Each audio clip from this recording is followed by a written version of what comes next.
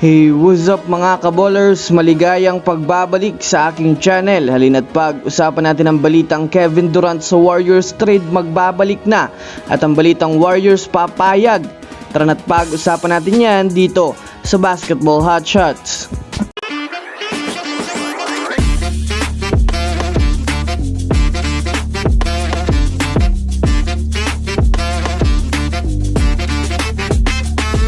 Una nga muna tayong dumako mga kabolers sa balitang papalitan na nga daw ng Lakers ang kanilang head coach na si Darvin Ham. Sa kasalukuyan nga po mga kabolers ay hindi na nga daw sa ngayon sumasang-ayon ang mga player ng Lakers sa kanilang coach dahil naguguluhan na rin nga ito kung ano na nga po ang role ni Darvin Ham sa kanila. Marami rin nga po sa kanila ang kumukontra sa mga unfamiliar rotation na inilalabas sa kanila ni Darvin Ham. Ayon nga po sa inilabas na balita patungkol sa kanilang team ay may sasabay na nga daw si Coach Darvin Ham sa mga bibitawan ng Lakers ngayon bago sumapit ang trade deadline. Bukod pa dyan mga kabolers, marami rin nga po sa ngayon ang mga magagaling na coach na nasa free agency.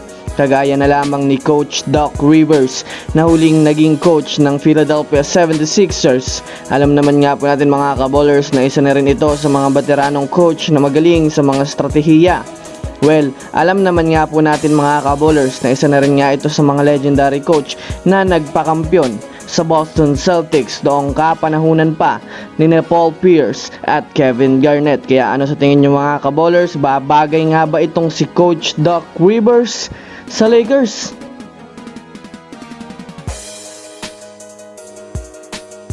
Samantala, dumako naman tayo sa panibagong balita patungkol sa kupunan ng Golden State Warriors. Well, para nga po sa kaalaman ng lahat ay painit na nga po ang pagbabalik ni Kevin Durant sa Warriors. Ito nga ay dahil na rin sa nakakaranas nga itong struggle si KD sa kanyang kasalukuyang team. Samano pa mga kabolers nang nangangailangan nga ang Warriors ngayon ng isa pang superstar na makakatulong sa Splash Brothers na si Klay Thompson at Stephen Curry. Sa inilabas nga pong trade proposal ay mukhang papayag ang Warriors sa kanilang makukuha sa kupunan ng Phoenix Suns.